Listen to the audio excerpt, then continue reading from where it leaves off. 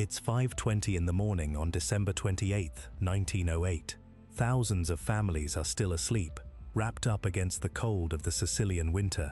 In 37 seconds, an entire city of 200,000 people is about to cease to exist. There will be no sirens, no warning, only a roar rising from the bowels of the earth that, in under a minute, will turn Messina into an open-air graveyard. And what comes next, barely 10 minutes later, is even worse. The sea pulls back from the shore as if drawing breath, then returns as a wall of water 12 meters high. How could nature destroy two entire cities in the time it takes you to read this paragraph? Why, more than 100 years later, do scientists still disagree about what exactly caused that giant wave? And above all, how did the survivors survive, trapped for days under tons of rubble, in the dead of winter, with no water or food? Stay with me, because what you're about to hear is one of the most brutal and least told catastrophes in European history. And what happened on that endless night changed forever the way Italy understood the danger sleeping beneath its feet. To understand the scale of what happened that morning, we first need to understand what Messina was before it all came crashing down. At the turn of the 20th century, Messina was one of the most prosperous cities in southern Italy. Its natural harbor, sheltered by a hook-shaped strip of land, made it an essential crossing point between the eastern and western Mediterranean. Cargo ships, passenger liners, and emigrants bound for America crossed the strait separating Sicily from Calabria every day. That narrow, deep channel the ancient Greeks believed was home to Scylla and Charybdis, the sea monsters that devoured sailors. Curiously, that ancient legend was, without knowing it, describing a real danger. Beneath that strait lies one of the most seismically active zones in the entire Mediterranean, the exact point where the African plate has been pushing against the Eurasian plate for millions of years. On the other side of the strait, facing Messina, sat Reggio Calabria, a smaller but equally vibrant city, with stone houses and wrought iron balconies overlooking the sea. Between the two cities and the surrounding coastal towns lived close to 300,000 people. No one in the region was entirely unaware of the seismic risk. Collective memory still held the terrible earthquake of Calabria in 1783, which had left tens of thousands dead. But time, as it always does, had dulled the fear. New generations built their homes just like their grandparents had: unreinforced stone walls, heavy tile roofs, upper floors added with no safety standards whatsoever. No one thought the ground would shake with that kind of violence again, and that was precisely the first fatal mistake that would cost tens of thousands of lives. But the Earth had been giving warnings for months, and almost no one listened. Historical records show that seismic activity in the Strait of Messina had noticeably intensified since November 1908. On December 10th, a magnitude 4 tremor shook the towns of Novara di Sicilia and Montalbano e Licona, cracking the walls of several homes. It was a minor warning, almost an afterthought, the kind of thing people talk about for a couple of days and then forget. Seismologists of the era, working with still primitive instruments, had no way to predict a major earthquake, let alone warn the population ahead of time. Seismic science was in its infancy, and the price of that ignorance would be paid very soon, on the longest night modern Europe would ever remember. But this was nothing compared to what was about to be unleashed beneath the seabed within days. Christmas Eve 1908 passed normally in Messina and Reggio. Families had gathered to celebrate the holidays. The Christmas markets were still open, and the ports carried on their usual traffic of passenger and cargo ships. December 28th fell on a Monday, an ordinary working day. Nothing in the air, no visible sign, suggested that within hours the entire region would lie in ruins. At 5:20 a.m. local time, with most residents still asleep, the ground beneath the Strait of Messina began to move with a violence never before recorded in modern Europe. The earthquake with an estimated magnitude between 7.1 and 7.2 according to modern seismological reconstructions, had its epicenter directly beneath the strait, at a depth of just 8 to 10 kilometers. That shallow depth is one of the reasons the shaking was so devastating. The closer to the surface an earthquake releases its energy, the more brutal the blow to everything built above it. The shaking lasted between 30 and 37 seconds. That might sound brief, but ask any survivor of an earthquake that size, and they'll tell you half a minute under those conditions feels like an eternity. The tremor was felt across a radius of more than 300 kilometers, reaching as far as Naples and Malta. But the worst of it concentrated almost entirely on the two shores of the strait, Messina in Sicily and Reggio Calabria on the mainland. In Messina, 91% of all buildings were destroyed or left uninhabitable within seconds. Think about that number. Practically no street, no block, no neighborhood escaped total destruction.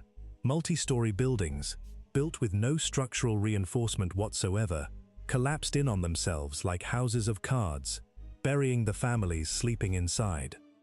In Reggio Calabria, the situation was just as catastrophic. Entire districts were reduced to rubble in an instant. Bridges, railway lines, and port facilities in both cities suffered severe damage, which would make any later rescue effort or the arrival of outside help enormously difficult. Those who were awake at that moment later described an underground roar, a deep, prolonged sound that seemed to rise from the depths of the earth seconds before the shaking began. Then came the motion, first a vibration, then a brutal side-to-side jolt that made it impossible to stay on your feet. Walls split into cracks that widened by the second. The heavy tile roofs, so common in the region's architecture, caved inward onto the homes below, crushing whoever slept beneath them. Thousands died without even fully waking up, trapped under their own beds, under the walls of their own homes. Others managed to get up and run into the street, only to find that the street itself was swallowing the buildings around them. And as if the shaking hadn't been enough, the ground also liquefied in many coastal areas. Liquefaction is a phenomenon in which waterlogged soil, subjected to intense vibration, suddenly loses its solid consistency and behaves like a thick liquid. Entire streets sank. Buildings that had survived the initial shock tilted and collapsed minutes later as their foundations sank into ground that could no longer hold them. On top of that, numerous landslides swept down the hillsides surrounding both Messina and Reggio, burying entire villages under tons of rock and mud. But incredible as it seems, the worst was still to come, and it would come from the sea. Between 6 and 12 minutes after the main shaking stopped, the survivors who had managed to reach the coast witnessed something very few of them had ever seen before. The sea literally vanished. The waters of the strait pulled back all at once, exposing the seabed, with boats stranded on wet sand and fish flopping outside the water. To anyone familiar with the science of tsunamis, that sudden retreat of the sea is the clearest, most unmistakable sign that a devastating wave is only seconds away. But in 1908, that connection wasn't known to the general public, and many survivors, instead of fleeing to higher ground, moved closer to the shore out of pure curiosity, fascinated by such an unusual sight. That curiosity would cost thousands of them their lives.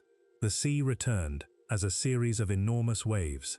Historical records speak of 3 successive waves, each larger than the last, with the biggest reaching between 8 and 12 meters in height along some stretches of coastline.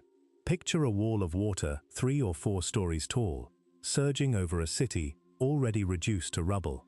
The water swept away everything in its path. The few coastal buildings that had survived the earthquake, the docks, the anchored boats, and the hundreds of people who happened to be in the low-lying parts of the city at that moment, many of them survivors who had fled their collapsed homes seeking refuge by the sea, never imagining a crueler death awaited them there.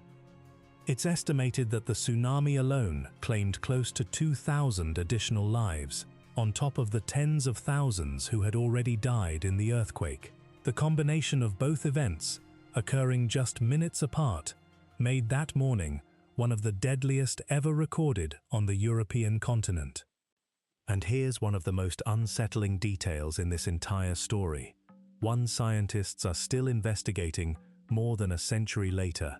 That earthquake, based on the type of fault that caused it, shouldn't have been capable of generating a wave of that size. Something doesn't add up, and what geologists have discovered in recent decades about the true origin of that wave might surprise you. So keep listening, because this story isn't over yet. As the water withdrew, leaving a trail of destruction behind it, another disaster was beginning in the higher parts of both cities. Fire, gas lines, and electrical systems, ruptured by the shaking, sparked fires that spread quickly through the wooden debris and the few combustible materials still standing. With no running water, no organized fire brigades, and no functioning infrastructure of any kind, those fires burned for hours, in some cases for days, consuming what little the earthquake and tsunami had left standing. For survivors desperately searching the rubble for their families, the smoke and flames added to an already hellish scene. And then there was the cold. We can't forget the cold. It was late December, and a freezing rain began to fall over the region shortly after dawn. Thousands of survivors found themselves out in the street, among the ruins of their own homes, wearing nothing but the nightclothes they'd had on when the earthquake struck. They had no blankets, no shelter, no fire to warm themselves by, except for the out-of-control fires devouring what remained of the city. Many who had miraculously survived the collapse of their homes and the fury of the sea died in the hours that followed from hypothermia, lying on the frozen stones of what had once been their streets. That same morning, nature had decided to show no mercy on any front. For the first several hours after the catastrophe, Messina and Reggio Calabria were completely cut off from the rest of the world. The telegraph lines were destroyed, the railways unusable, the port a tangle of rubble and sunken ships. Not even Rome, the nation's capital, had any clear word of what had just happened at the country's southern tip. The first reports arrived in fragments, carried by ships that happened to be sailing near the area and witnessed the scale of the disaster firsthand from the sea. One of those ships carried the first news to Malta, and from there, word began spreading across the rest of Europe, though with initial figures that vastly underestimated the true scale of what had happened. When reliable reports finally arrived, the world began to grasp that it was facing one of the greatest natural disasters in modern European history. The first ships to come to the aid of the population weren't Italian, but foreign.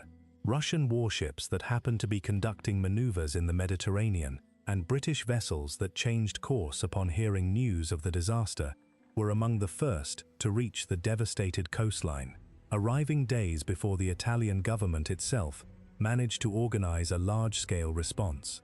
Russian and British sailors, with no knowledge of the language or the terrain, dug through the rubble with their bare hands, rescuing survivors who had already been trapped for more than 48 hours.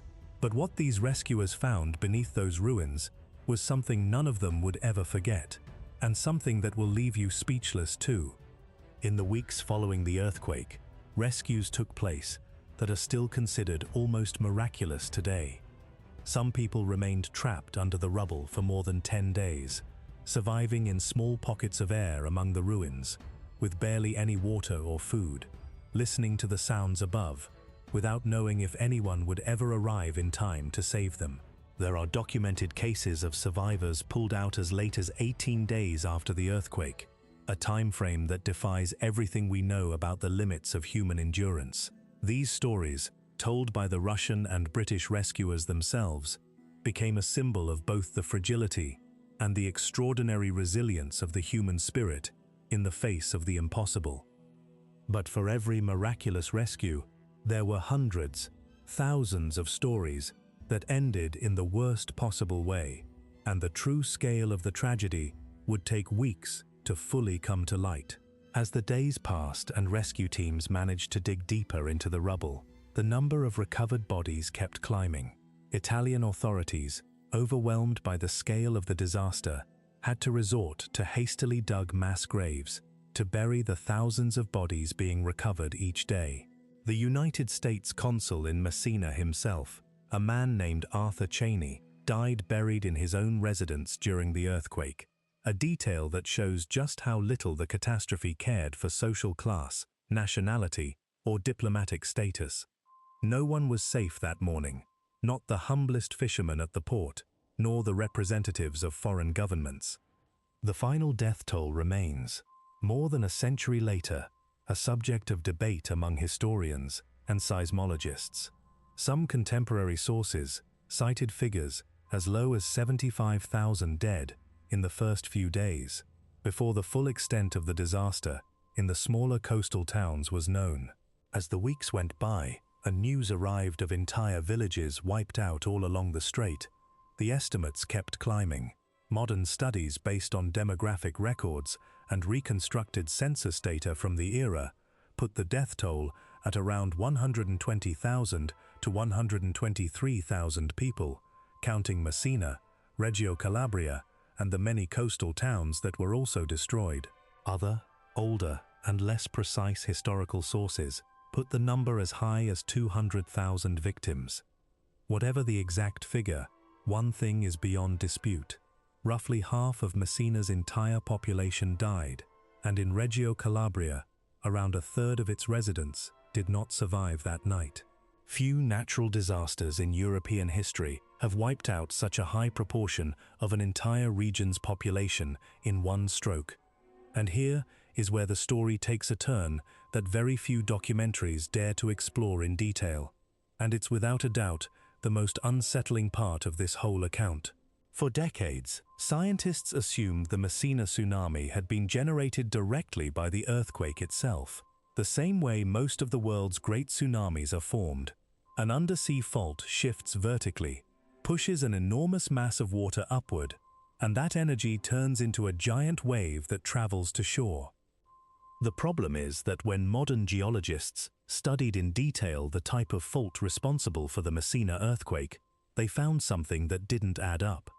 The fault that caused the quake is what's known as a normal fault, a type associated with subsidence, or downward movement, not uplift.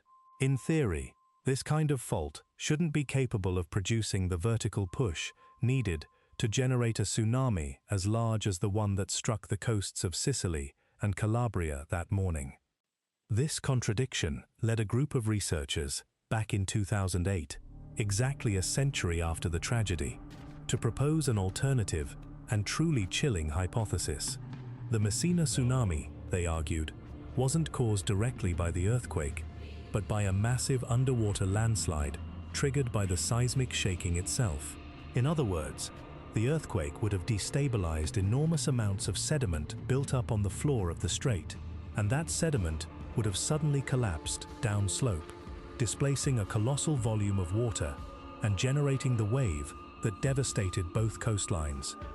If this theory is correct, it means the true cause of death for thousands of people that night wasn't the earthquake alone, but a second, hidden disaster beneath the water, invisible, and triggered as a direct consequence of the first. And the most unsettling part of all is that, to this day, the scientific community still hasn't fully agreed on which of the two theories is correct, which makes the Messina tsunami one of the great unresolved geological mysteries, more than 100 years after the tragedy. Think about what that means.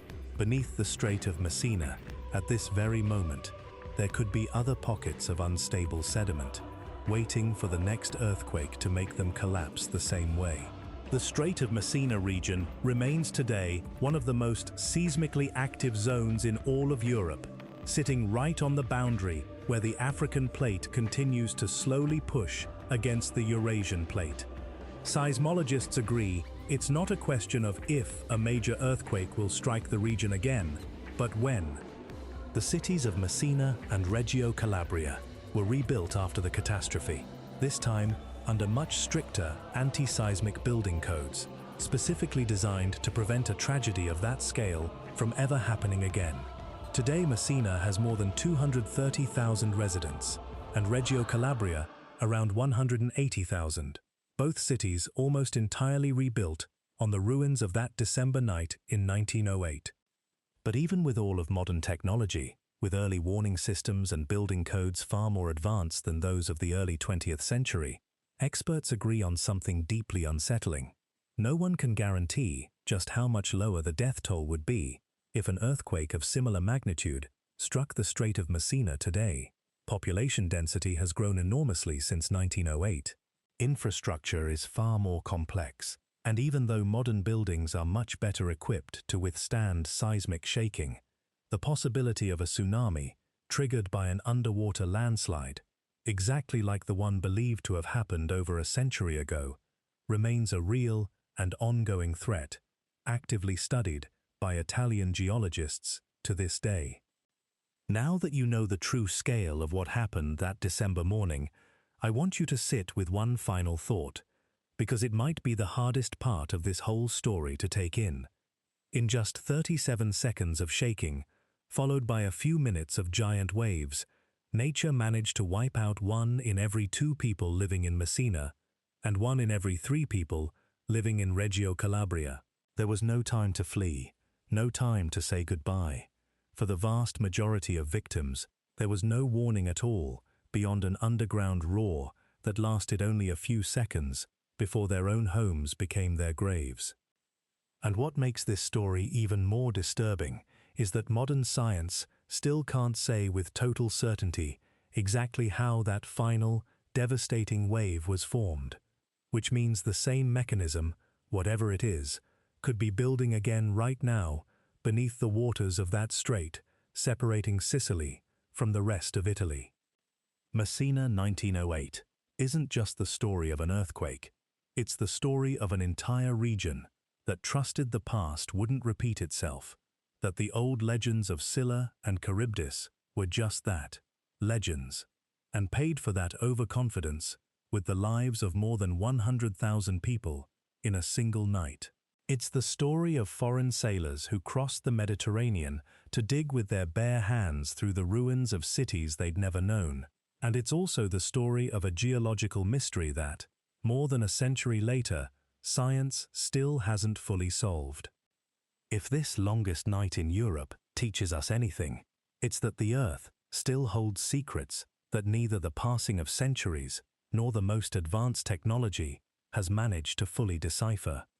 If this story left you in shock, believe me, it's nothing compared to what's waiting for you in the next video on your screen right now. There, you'll discover another one of the most brutal and least known natural disasters in history, one that also began as an ordinary night and ended up changing the fate of thousands of people forever. Don't waste any time. Click now and keep discovering the stories nature never told us. See you in the next one.